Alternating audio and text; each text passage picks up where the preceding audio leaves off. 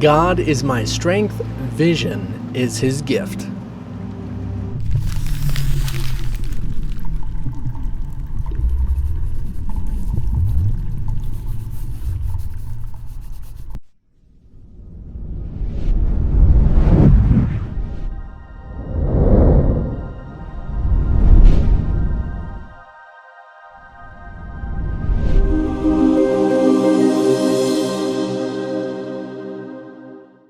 This definitely is mind-altering and can definitely be life-changing when you really grasp what this means, because it is phenomenal.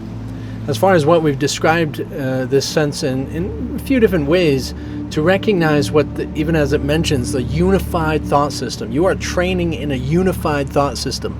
And so anything contradictory to it just naturally isn't included. That we are in this conscious evolutionary growth perfection plan of perfectionating an idea. Okay, so a lot of people get into A Course in Miracles and they get this idea about the illusion of the world and how it's completely meaningless and that there is no meaning to it whatsoever. And things like this are usually ignored when it says about God's strength, and such is God's strength. What did it refer to? It said that your path through time and space is not at random. I might be paraphrasing a little bit, but just think about what that means.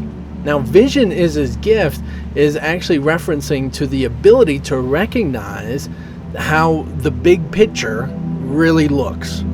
Okay? So that comes in many different forms.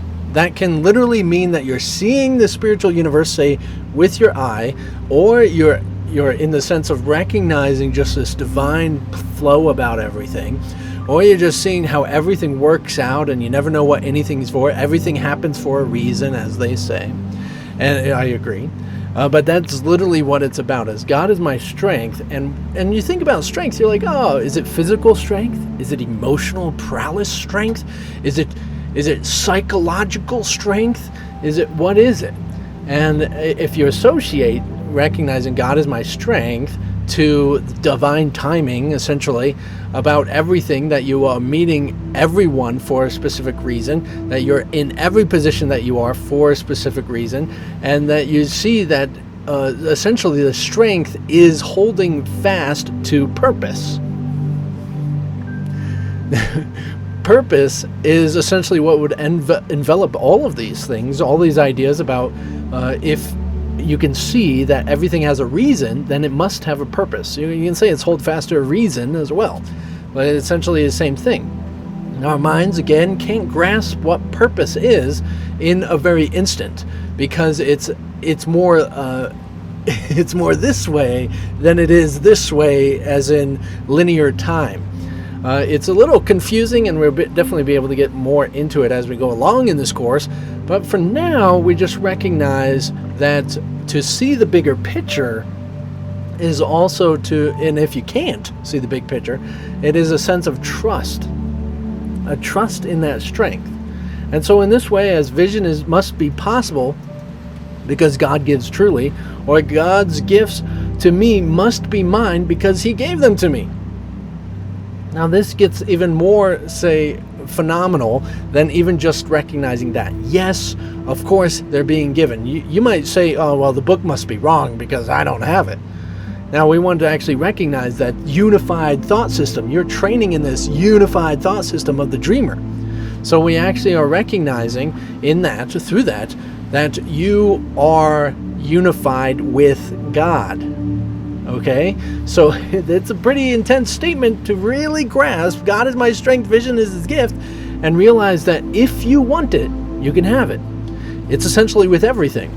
If you want it, you can have it. If you want it, you can have it. And that's how you got into this world of pain and suffering, because you wanted it and you can have it. Because essentially there's no judgment of any sort, in any sort of way. But really, if you recognized that everything had a purpose and everything had a reason, everyone you're meant to talk to, you're supposed to talk to for a very specific reason, and everyone you're not talking to for a very specific reason, everything happens for a very specific reason, kind of gives a little bit of a calming sense, maybe not unless you're spazzing out like me, but it kind of brings a soothing presence to it, and especially recognizing that you can't screw it up. You can't screw it up, and you're never alone. These are some pretty amazing things. It's like you are... we can get into the illusion of free will and so many different things about recognizing that this is more than you think it is. We are only aware of this, say, most likely, physical third-dimensional reality, and even this individual perspective we call an ego that believes in time and insists it's as real as the physical. In that recognition of that is a fourth dimension, and to really break it down and to grasp what the fifth dimension is, it is a struggle if you're going to be addicted and insisting that the physical world is the way it is. Outside, in so many different dimensions, there is this idea of free will is completely absurd. I remember hearing about a study being done that they opened up test subjects and probed at their brain with electrical charges, specific locations, actually triggering them to do specific movements. So they triggered to get them to move their arm, for an example, and to lift their arm up. And then the person was awake, and so they would ask this person, why did you just move your arm? But they know they just probed it, and then they moved it because that's what they were doing, right? And the person always had a reason, had an excuse, like, oh, I had an itch, or, oh, well, I just felt like I should reach and grab this thing, and so on. But they always had a reason. They believed they were free-willing, choosing, moving their arm, kicking their leg. They thought they were choosing to do it. So the mind has this whole thing about insisting that it knows why it does things, but it doesn't really know. It's just making up stuff, proving to itself, oh, I am the decisions in which I am making. And we don't even realize that they're being done through us. They're being done through us. So you can't grasp, say, God is my strength if you think you are the through. Because God, and what God really is, in the sense of, aside from specifics, it's being done through you, right? It's being done through you.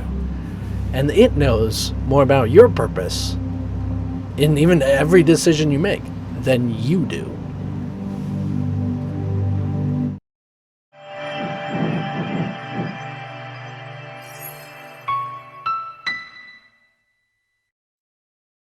So even this desire to awaken or to find enlightenment or to discover the truth, whatever it might be with the Course in Miracles that you're attempting to do, is actually a decision being made through you. Is that a good symbol? Through you. Everything is being made through you. This is why A Course in Miracles also talks about refraining from routines and rituals. Essentially, this is just going back to previous things that have been done through you that you kept record of. Instead of, mostly because you don't trust in the big picture, you don't trust in the unified thought system. Instead, you're insisting that trust in the past. So you want to actually more be willing to allow it to work through you. Yeah.